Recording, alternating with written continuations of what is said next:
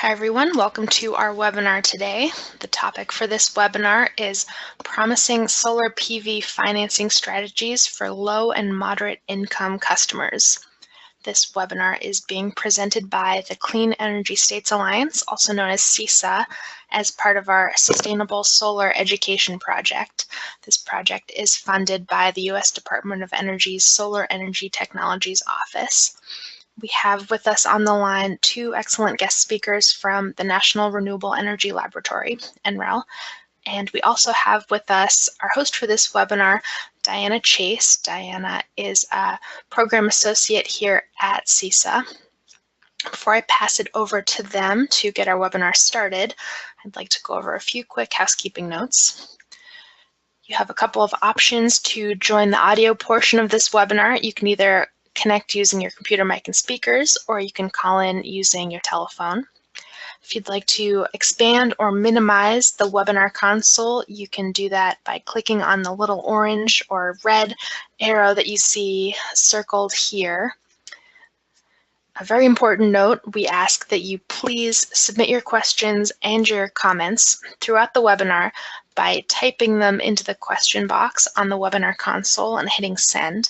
We will get to as many questions as we can at the end of the webinar. We'll save about 15-20 minutes for Q&A with our speakers. And we do expect to have a lot of people on the line today, so we should have a lot of questions. In order to make sure that we get to your questions, do type them in when you think of them. Don't wait until the very end. We'll be reading through your questions as they come in, and we'll get to as many as time allows. And a final note, this webinar is being recorded. We will send you a follow-up email probably this afternoon with a link to today's webinar materials, both the recording and a PDF of the slide deck. And you can also find those materials for today's webinar and for all of our previous webinars on our website, which is at cesa.org/webinars.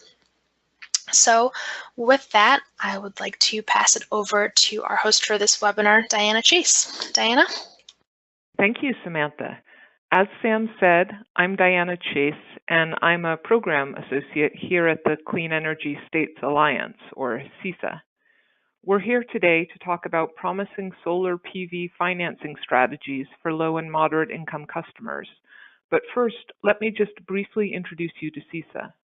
We're a coalition of public energy agencies, mostly state agencies from around the country, working together to advance clean energy. You can see our members here. We're presenting this webinar today as part of our Sustainable Solar Education Project.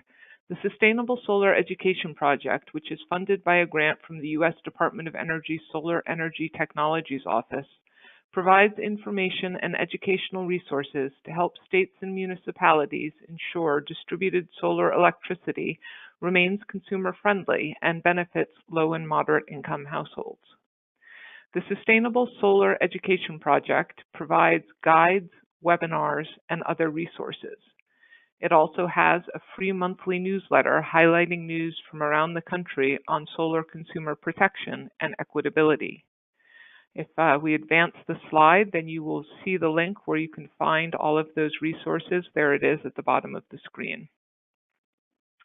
Today's webinar features Jeff Cook and Lori Bird from the National Renewable Energy Laboratory, or NREL.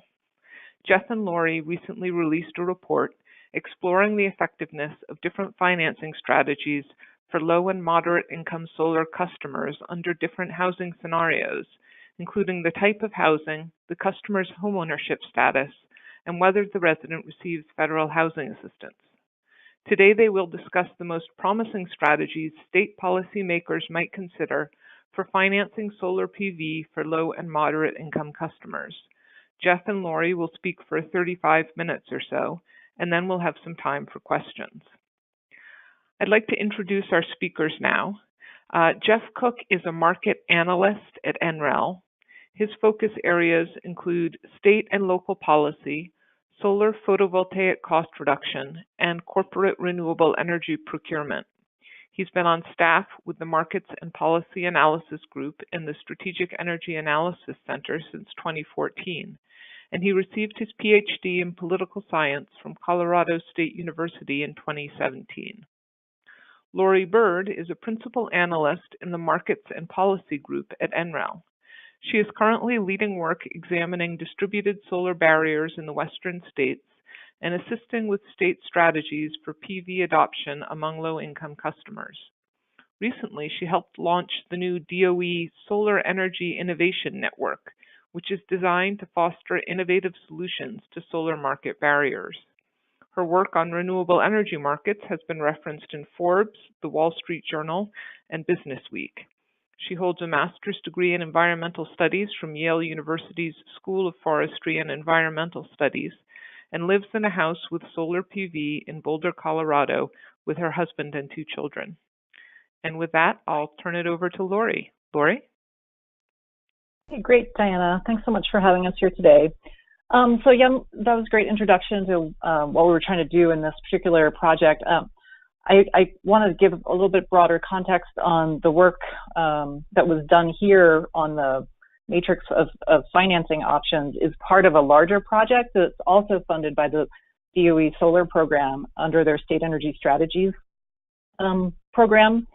And what we're doing there, we do have some other work streams that are going on in that project, but we're basically we're working with CISA and 6 states who are trying to implement strategies for low-income solar deployment in their state. So we've been providing research support to those states as they move forward, trying to figure out the best pathways forward to implementing solar. So this is one of the deliverables that we have, one of the products that we've delivered under that project. We have some other work that's focused more specifically on community solar design and implementation that's going to be coming out later in the year. So just wanted to make you aware of that too.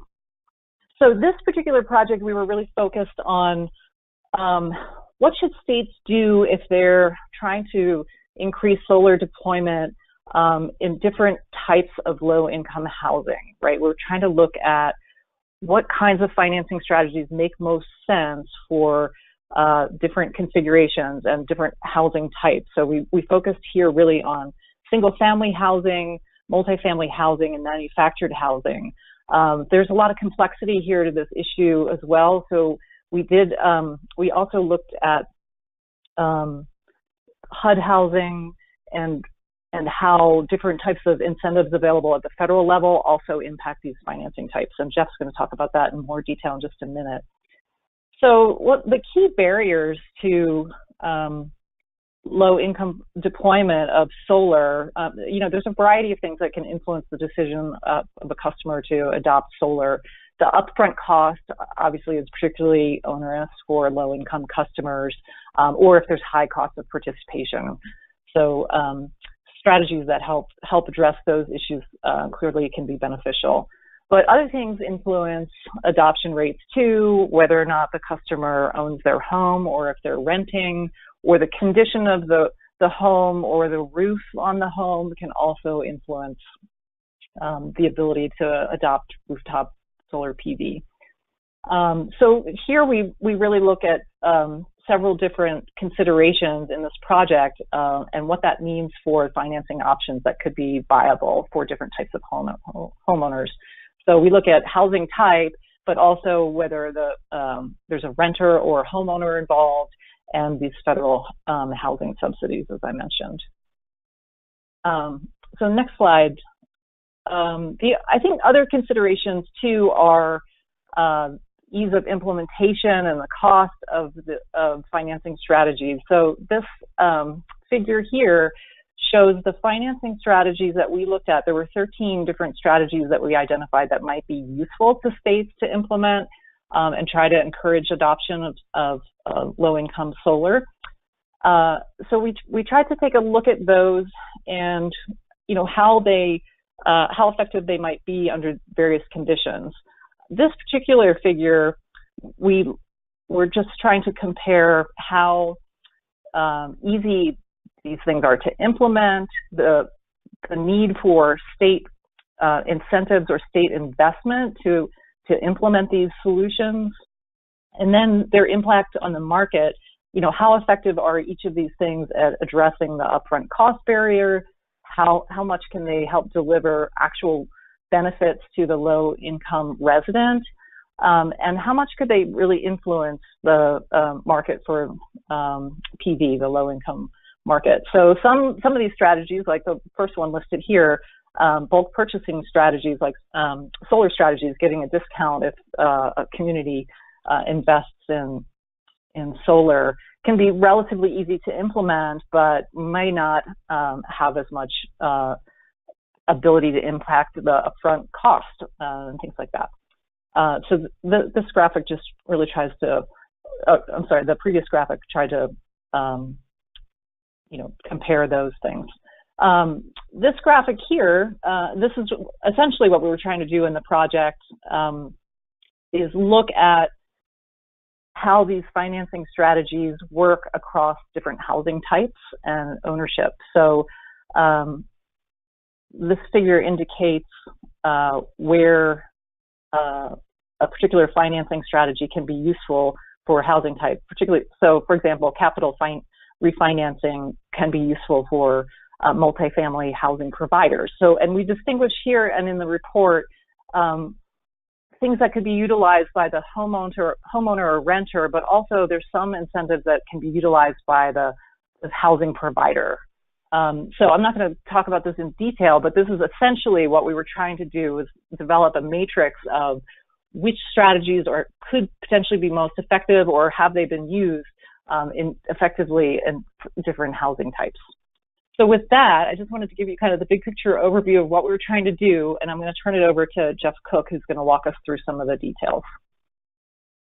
Yeah, thanks, Lori, and thanks for covering that. And we're gonna jump right into it and basically walk through each one of the housing types that were sort of referenced on that previous slide in that figure, and talk through the financing options and why they work and what examples there are and the challenges that they face. But before we do that, Lori had mentioned the importance of, or that we look at as well, this federally supported housing piece of this puzzle. And so this is important, and arguably one of the first things that states need to consider, as well as LMI residents and developers and the broader field, is whether housing, certain LMI residents reside in federally supported housing. This is important because it crosses, or federal support can span all housing types. So that's single family homes, multifamily, and manufactured housing as well. And so this is important because these federal subsidies or assistance can impact the potential benefits that a resident might receive from PV deployment, and that's both rooftop PV as well as off-site community solar. And at the same time, this federal support can influence the approval processes required for deploying either on-site or off-site PV. So those are just a couple of the critical things, and we're going to walk through two of the more common federal assistance programs that are offered by the Department of Housing and Urban Development, so that's HUD, and then the IRS's program, the Low Income Housing Tax Credit Incentive.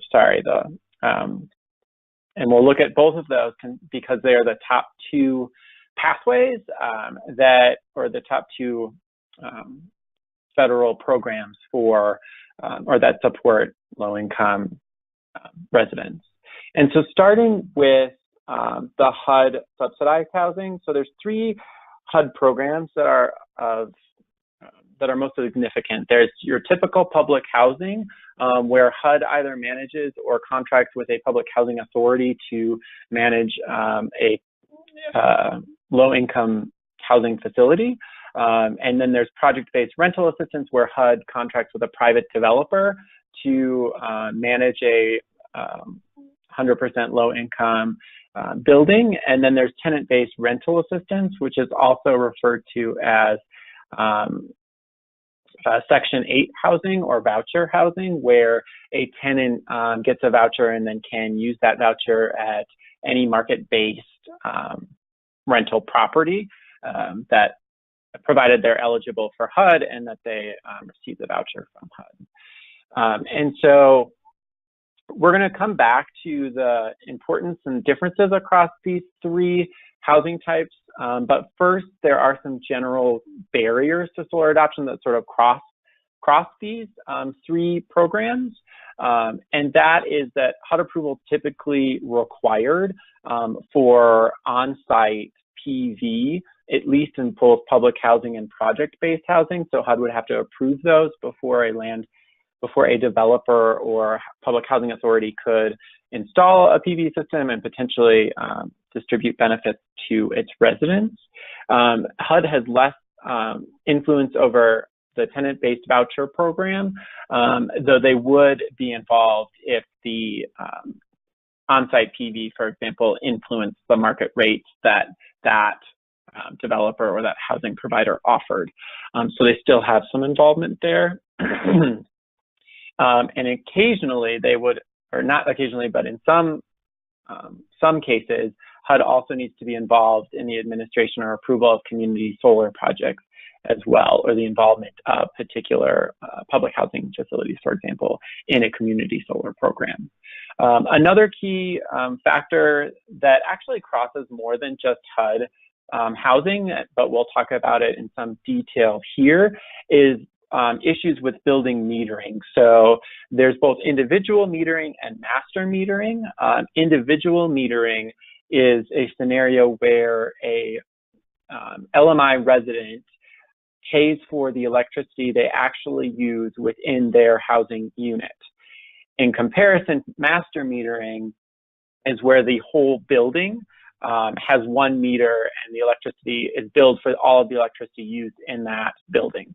And then customers are, individual residents then pay a certain proportion of those utilities based upon typically their housing or their housing unit type. So like a 2-bedroom place would pay more than a 1-bedroom place, something like that.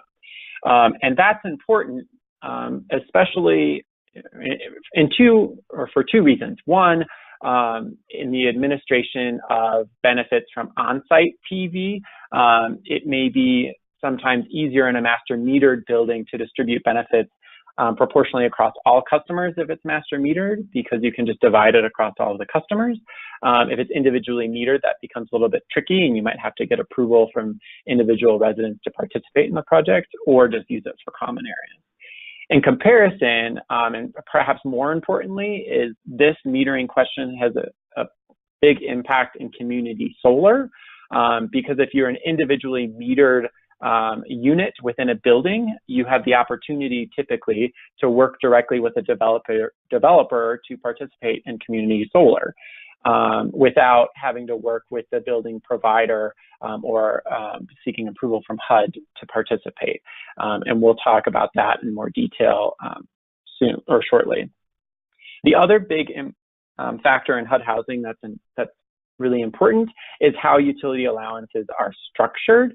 And there's 3 methodologies for that that influence the amount that people or residents pay for utilities, as well as the potential benefits that they may receive from participating in a community solar project.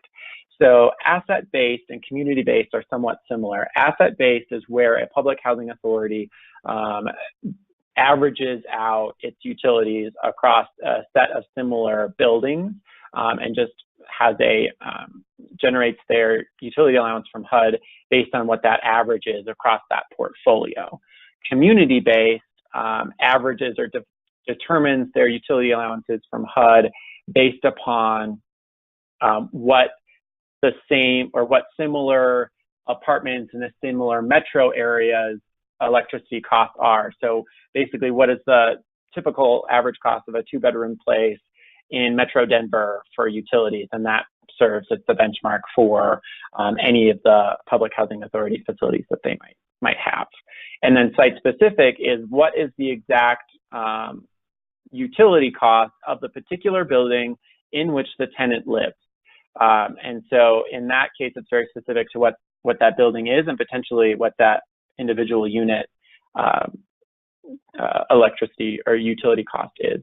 And that can have some significant that can cause some significant challenges with distributing community solar benefits or benefits, sorry, of any solar deployment. And we're going to come back to this question in a subsequent slide and talk about that in a bit more detail. But first, we're going to talk about LIHTC. So LIHTC housing isn't regulated by HUD. It's administered by the IRS, so there isn't a HUD approval requirement. And individual metering is prevalent in this housing type. And so we'll come back to why that's important, particularly for offsite community solar.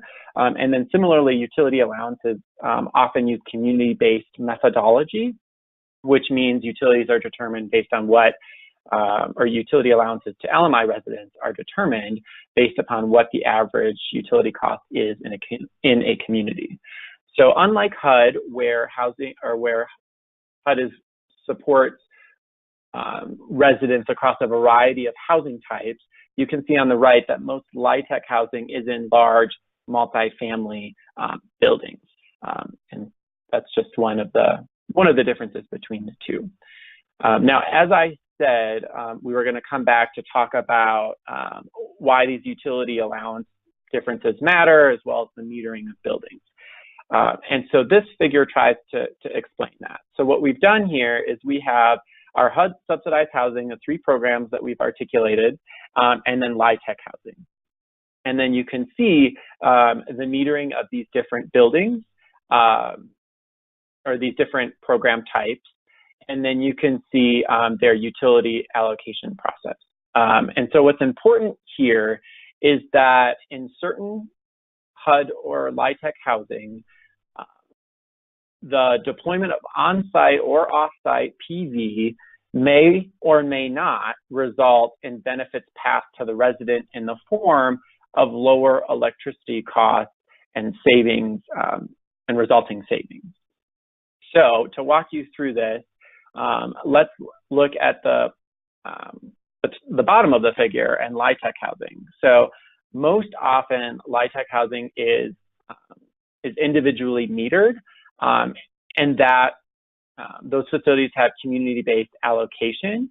And so what happens then is if a resident participates in a community solar project, for example, they would receive the bill credit from that community solar project, and based on the community-based allocation, would receive most or all of that bill credit savings in the form of that they can use in the to offset other costs that they may have. Now, in comparison, if you look at project-based assistance programs, either master metered or individually metered buildings use site-specific utility allowances. So the problem there is that the resident is less likely to receive benefit from that PV system, especially if it's on-site, because it would result in a lower utility cost for the building, which would result in a lower utility allowance from HUD. And so HUD would receive the benefit from the system. That's not the worst outcome, but it doesn't result in LMI residents receiving a benefit. Now, there's a couple of these, for example, public housing and master metered and LIHTC master metered, where it's possible that you could have indirect benefits passed to a resident. And that's a scenario where, in community solar, for example, where you might have the public housing authority administer the program on behalf of all of its residents. And then instead of passing savings on to those residents, which might end up being also passed to HUD, they instead use the savings from the project to provide in-kind or indirect benefits like free Wi-Fi or new training programs that tenants can use to seek other opportunities or not purchase those things on their own. And so basically, just to show in this slide that HUD and federal assisted housing is it's complex, and it's one of the first things that state policymakers need to wrap their heads around when they're thinking about what to do for LMI residents. We're going to shift gears now and think about each one of the different housing types and talk through the key challenges that individuals face outside of this federal assistance question. So putting those issues aside for now, we'll walk through the challenges that LMI residents face in each one of these housing types, as well as the financing options that can be tailored to solve those challenges or to offset those challenges. So in the single family section, we're focused on detached homes. So they typically look like the one on the top right, as opposed to something like a row home on the bottom right.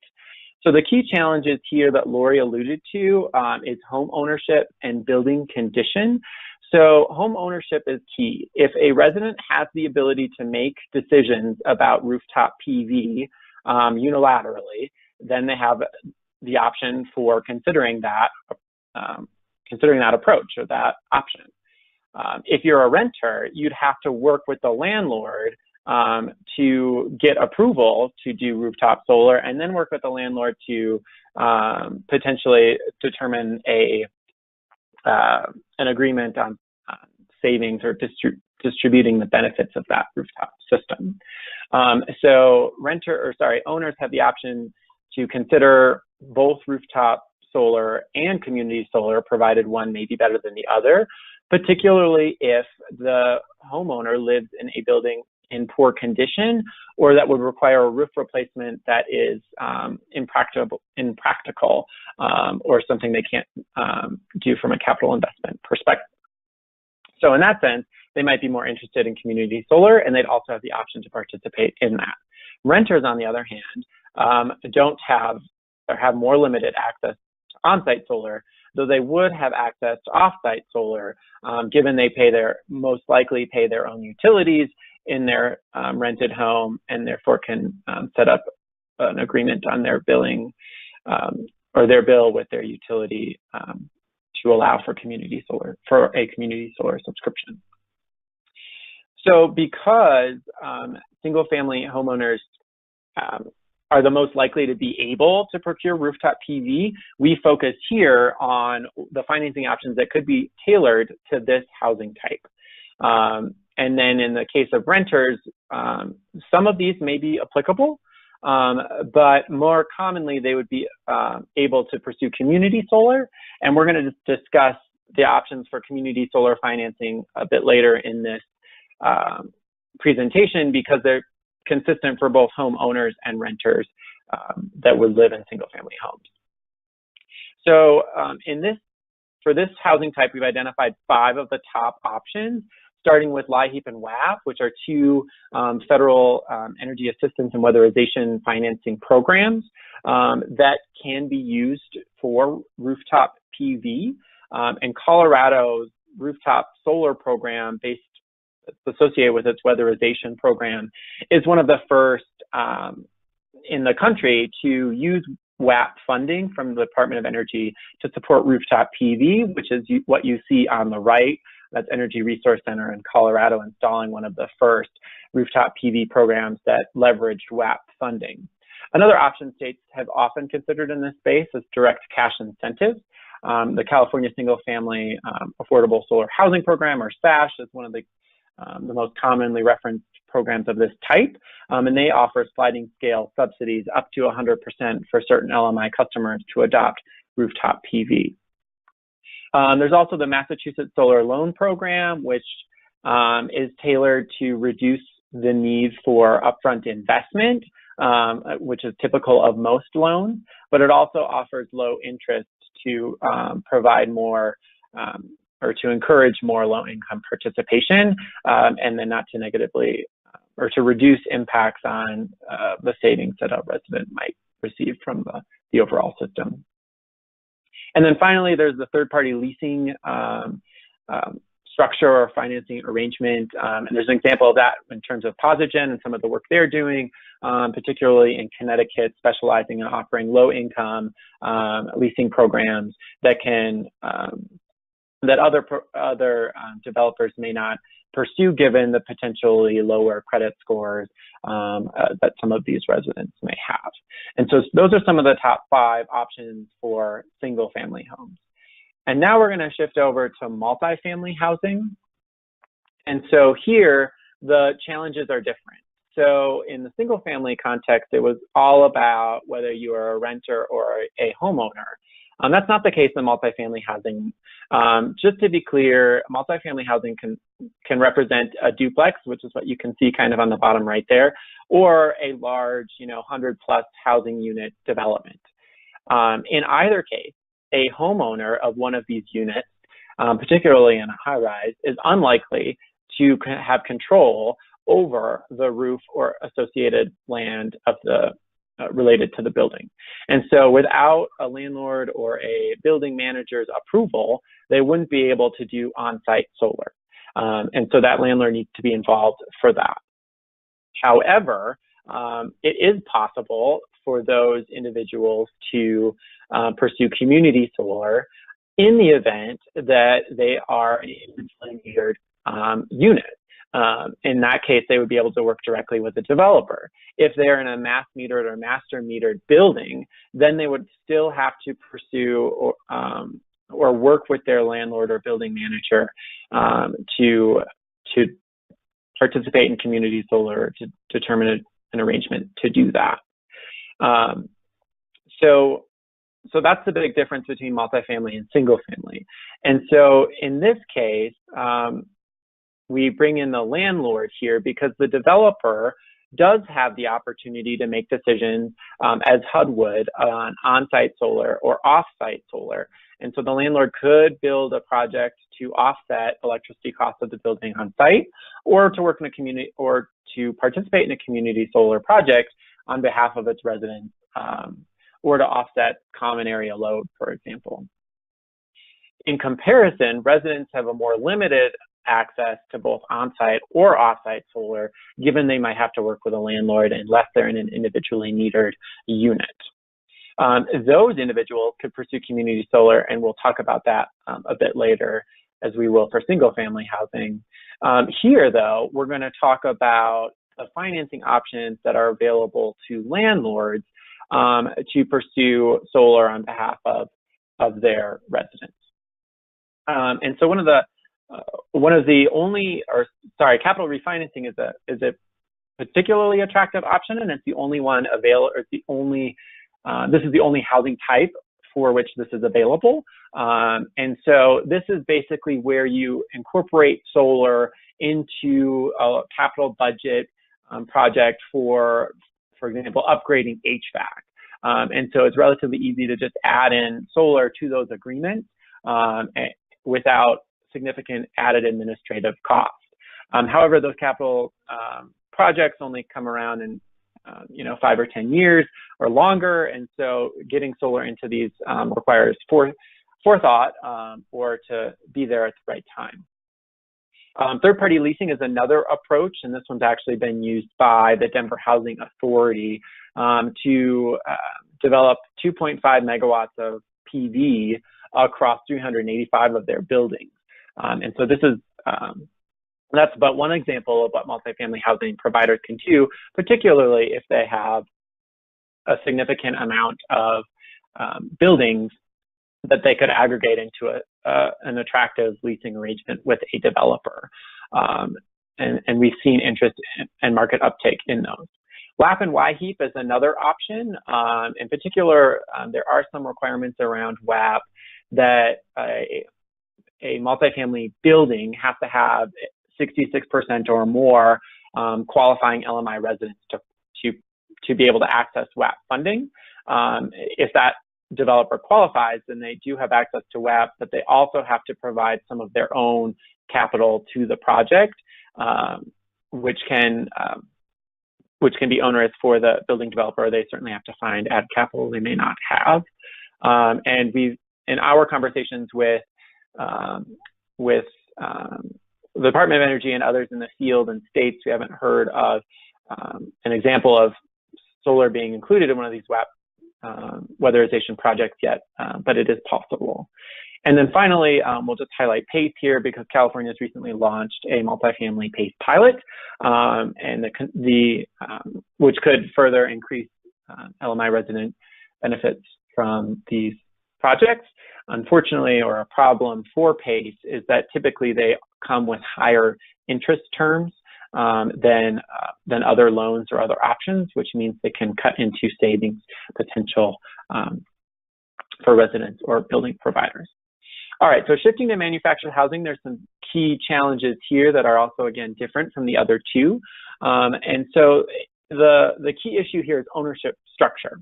So there's a situation where a manufactured home could be like the one on the bottom right on its own plot of land, or it could be a manufactured home that is in a sort of like a manufactured home park that you see on the top right. In either case, the question is whether the resident owns the home itself, and then secondly, whether they own the lot. These things are important because a lot of manufactured housing, at least older stock manufactured housing, wasn't designed to support rooftop PV. Newer manufactured housing does have the opportunity or can be designed to support rooftop PV.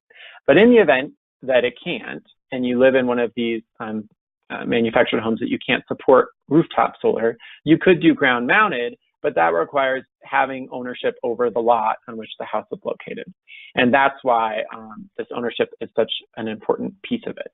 And so there's a scenario where the landlord typically owns the lot and the renter or the resident may be the homeowner of the manufactured home, but they still need to work together to determine an agreeable PV arrangement. And so in this scenario, there is an opportunity for the landlord to do on-site solar on behalf of residents.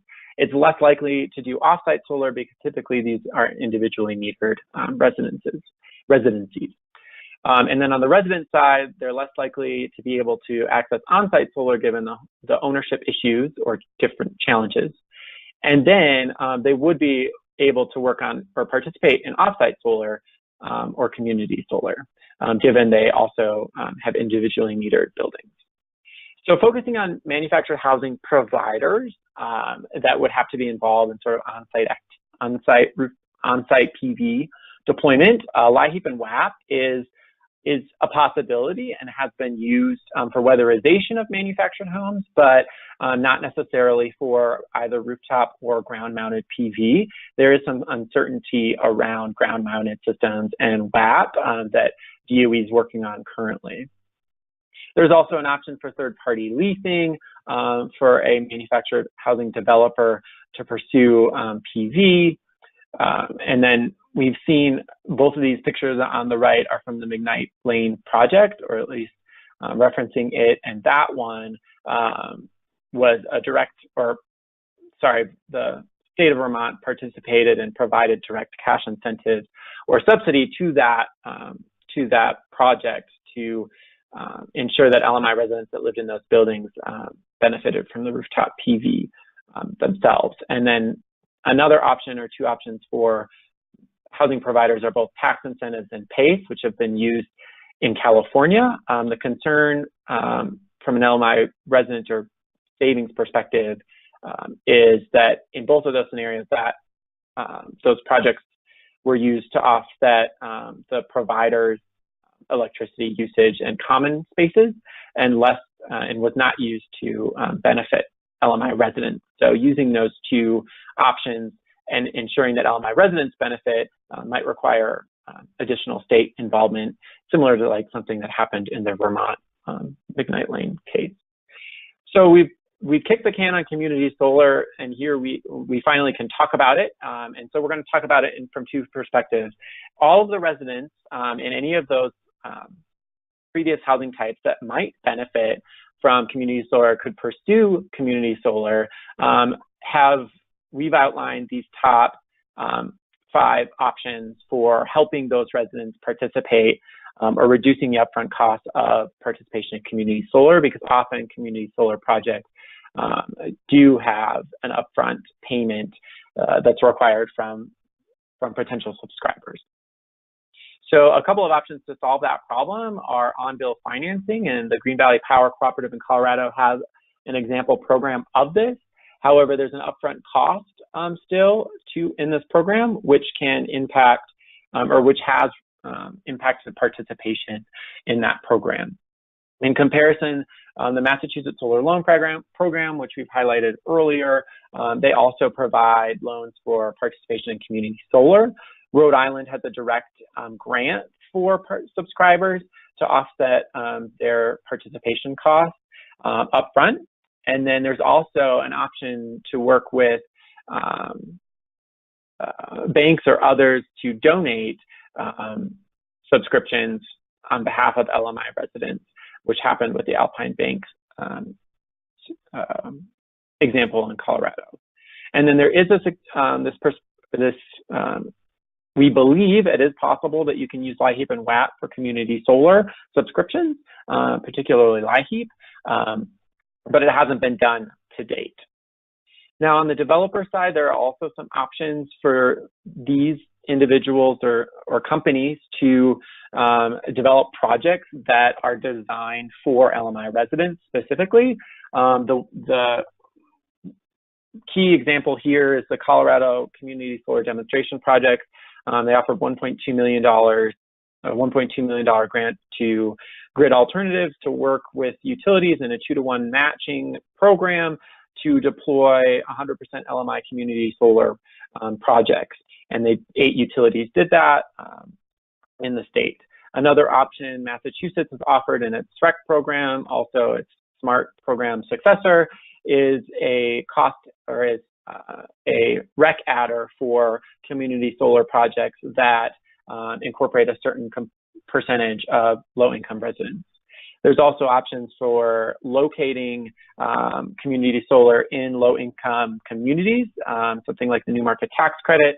However, subscribers wouldn't necessarily have to come from that same community. And there's also options to do crowdfunding or net metering subsidy or net metering incentives for community solar projects, something like what Mississippi did in its program when it first started, that added a net metering incentive for low-income rooftop solar participants up to a certain threshold.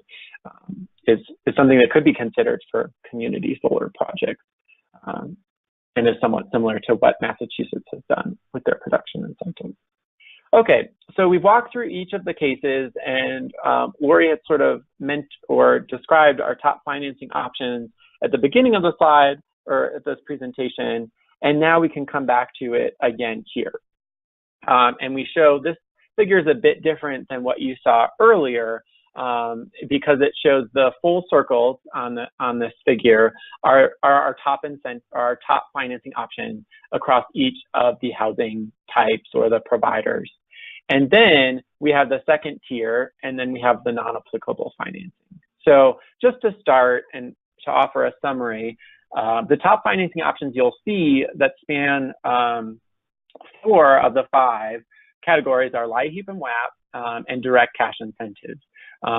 Those programs are particularly attractive to LMI residents because they reduce upfront costs of participation. In terms of LIHEAP and WAP, it's 100% offset, and then they receive all of the benefits. So it's particularly attractive for LMI residents and provides a great deal of savings. Direct cash incentives can be developed the same way, sort of as and has been done for a lot of these projects to ensure LMI residents don't have to put money up front, but they can reduce their energy burden and increase energy or increase savings.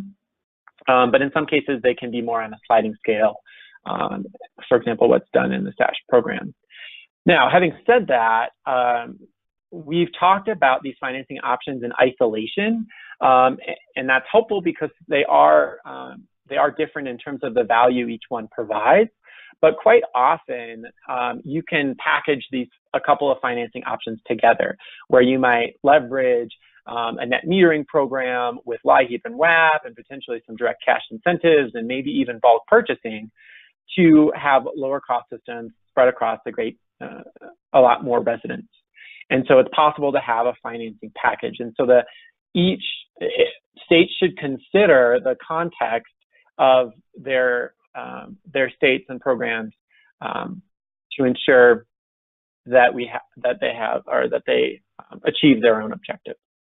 And then there are some that are not applicable. So in some cases, these wouldn't work for certain housing types, and we document those as well so that states have an understanding of why they can avoid pursuing those in situations where they would not work.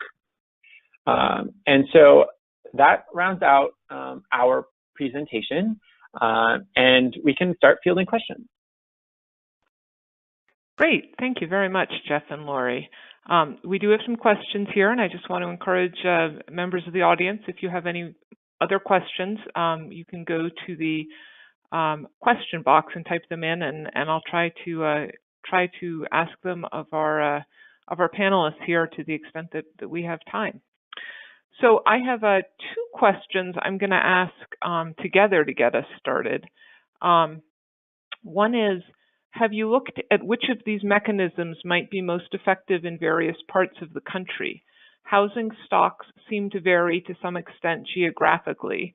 Similarly, the regulatory environment allows some of these mechanisms to exist occurs in some places and not in others. Thus, some of these financing tools might be more available and effective for particular states and geographies.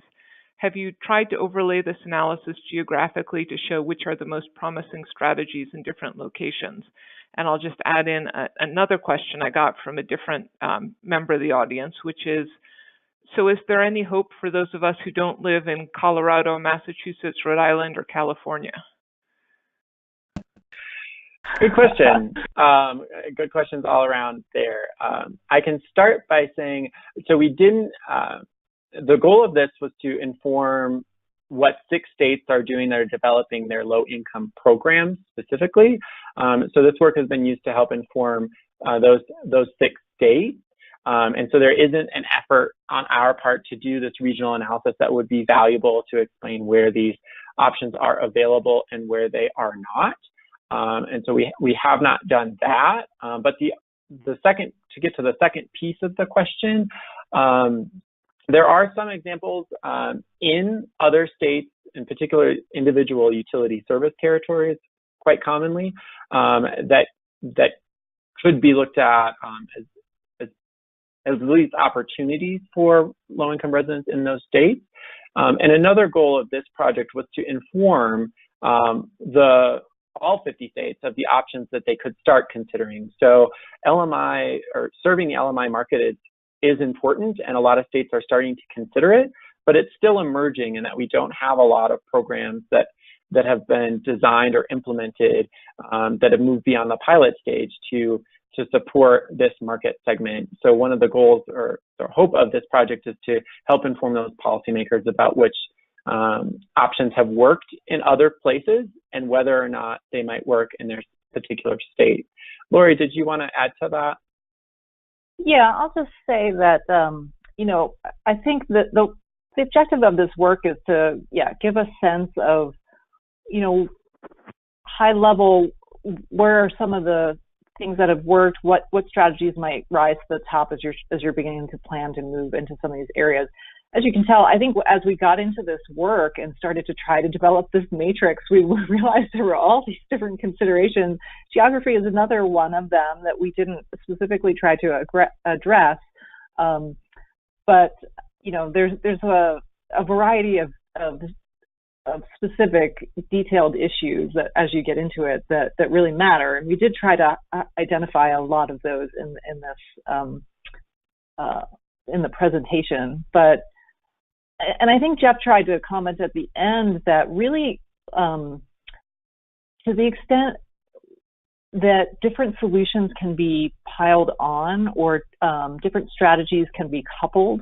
So you can use, net metering incentives, and you could use maybe solarized strategies in addition to maybe there's some direct cash incentives. I mean, those kinds of strategies where you can couple things that might be viable. We didn't discuss that in detail, but really that's something that should be considered and might be more address some of this challenge with, certain geographies not having access to some of the solutions, but maybe they can couple others to achieve greater savings for LMI.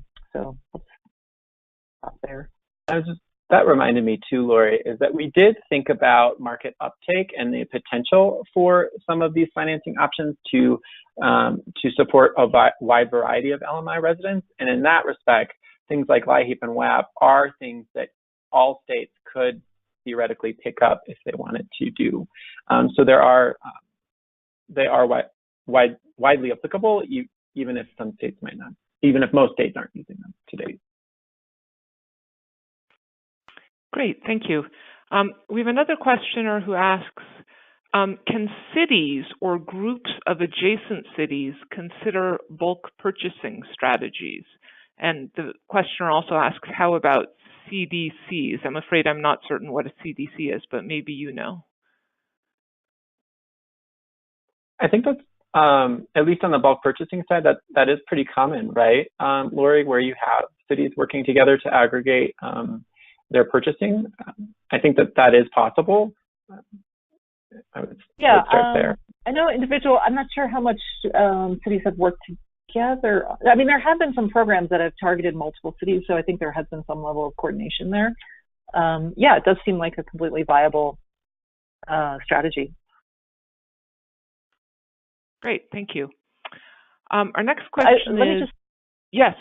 I was just going to just add to that. I mean, I think one of the things with bulk purchasing is that maybe the savings that could be achieved with that can be somewhat limited and might not be sufficient to really solve the economics for LMI customers. So that's maybe really something that needs to be considered.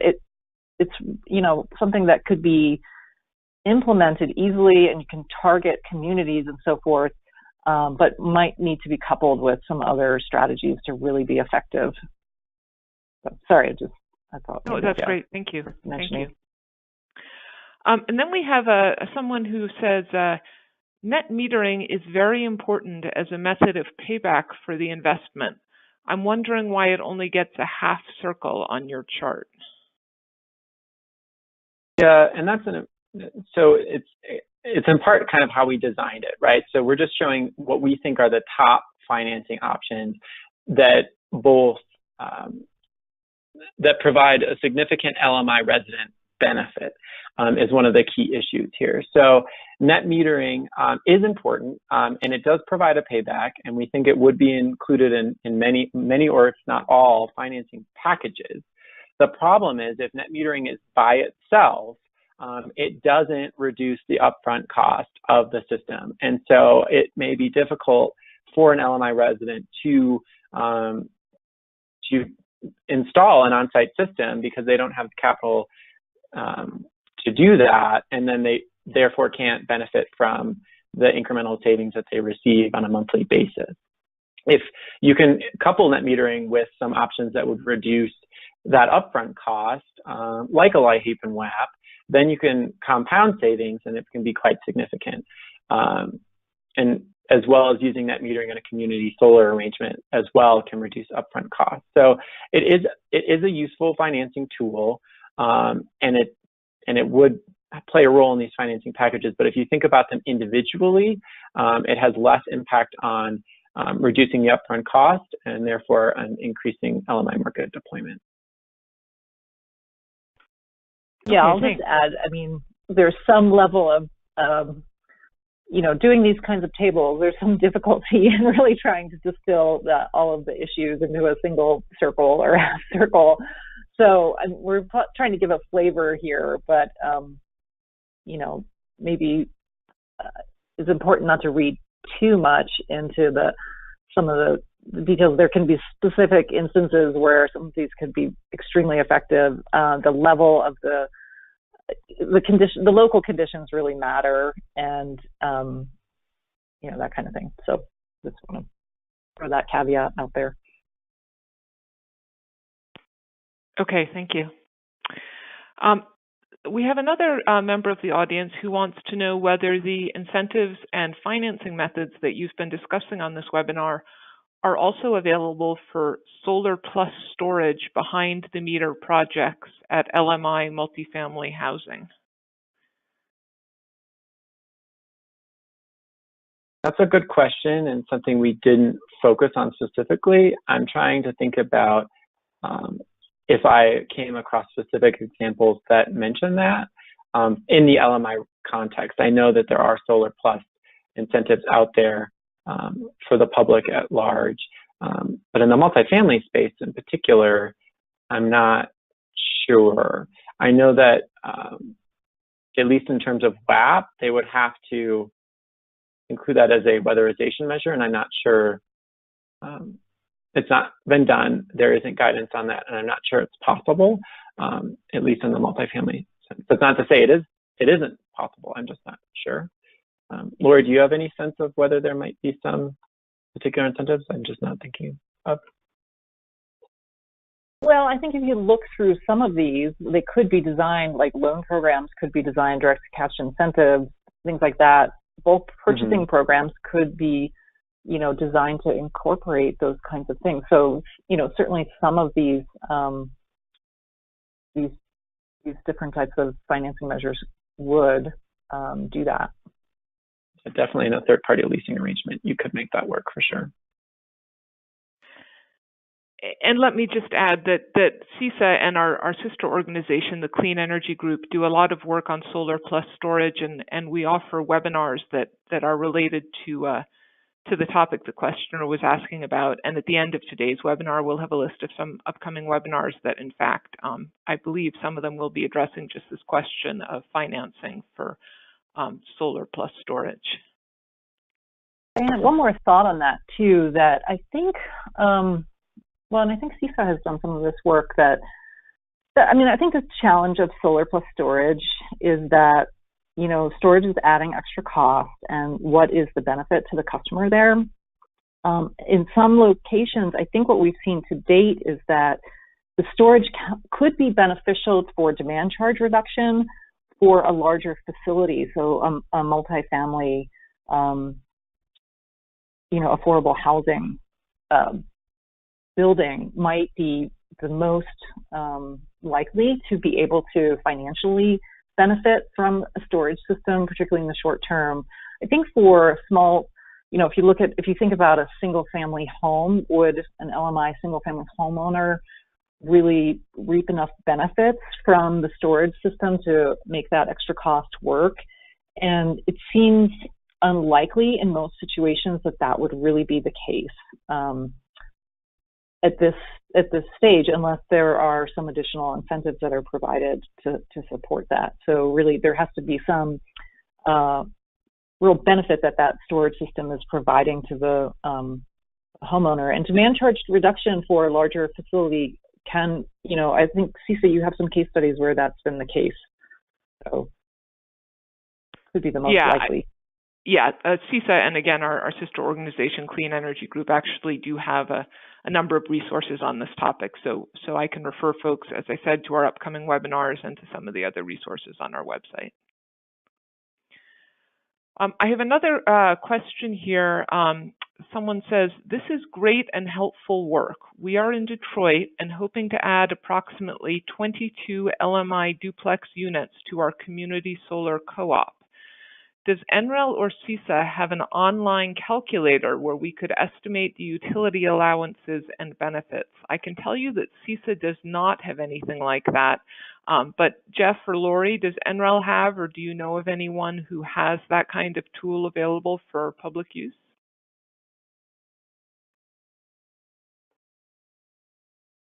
We have some other tools. I don't think so. Yeah, if I understand the question right. I mean, we do have some tools that can help assess the economics of the PV projects or PV plus storage projects. So that would be the system advisor model, which is publicly available. That's a great tool that can be used you can get into a lot of detail about how you'll finance the project and the modules that you'll use and the size of the system and the location and everything. So you can do an economic analysis with that. We have a REOPT model that can be useful for examining PV plus storage and what do the economics of adding storage to the system work, and what's the optimal size of the storage system, and things like that. So those are really the kinds of tools that we have available that might be useful in that case. Jeff, can you think of anything else? No, the only other thing, so if it's like LIHTC buildings, you could assume that it's a community-based asset. You could assume that it's community-based asset methodology for the utility allowance, and then you could figure out what the average cost of utilities are in a particular metro area like Detroit, and then you could kind of, back of the envelope, kind of figure out how much savings there might be there. But as far as a tool, I'm not sure that there is one that I know of. Okay, thank you. And it is the top of the hour. There are a bunch more questions. We're going to ask one or two more questions here and go a little over, and then we're going to wrap up. And I apologize to all those of you whose questions we won't have time for today, but you are invited to follow up directly with Jeff and Lori after the webinar. I do want to ask a question I got. Can you give an example of a direct cash incentive program for LMI purchasers?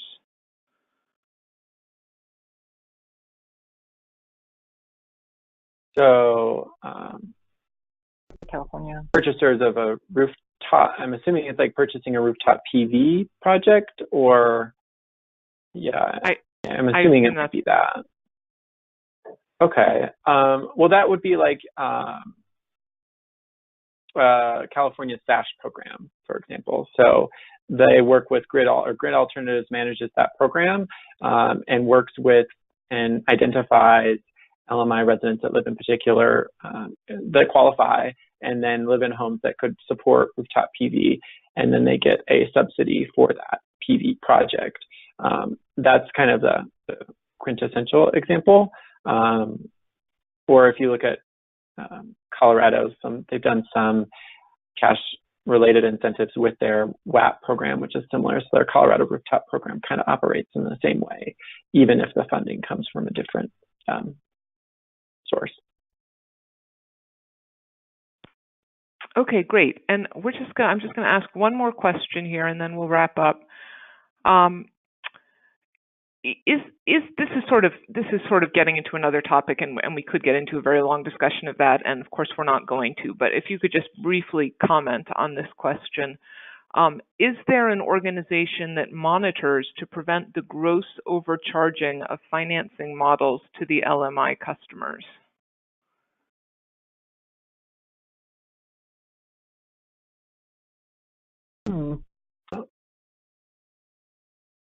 Interesting question. Sure. Yeah, not really. But there are some best practices out there, or industries working on developing them for like subscription agreements for community solar with LMI residents that don't include significant exit fees in case they might move more frequently. So there is movement towards protecting LMI customers, and it has been shown that LMI customers have learned to avoid scams and things that sound too good to be true, and so they often don't pursue these kinds of free programs because of that. And so a lot of states have worked with community organizations that have direct ties to the LMI residents in a community to provide or explain or educate these LMI residents about the programs to avoid or let them know that they aren't going to be subject to hidden costs and fees or contract agreements that they don't understand. So that is something states are trying to do in this space. Okay, great. Thank you, Jeff. We're going to wrap up there just because, as I said, we have run a few minutes over here, and I apologize again for not being able to get to all of the questions. And those of you who have questions that haven't been answered or who think of questions after we've signed off here, you are encouraged to get in touch with our presenters directly. Jeff and Lori, do you have any final words you want to say before we sign off here? No, just thank you very much for having us. Appreciate it. I agree. Okay, well, thank you very much to Jeff and Lori and to all of you for tuning into our webinar today. I'm going to turn things back over to Samantha for some final words. Great, thanks, Diana. So on your screen now, you will see 4 webinars that we have coming up in the month of March. One webinar in particular that I wanted to point out was the last one on the list, new financing options for solar plus storage in low-income communities. I know a question related to the topic that will be addressed in this webinar came up in this Q&A. So I encourage you to check that one out and all of the other webinars. They should be of interest. So you can read more about those and sign up on our website at cesa.org/webinars. Thanks, everybody. Bye.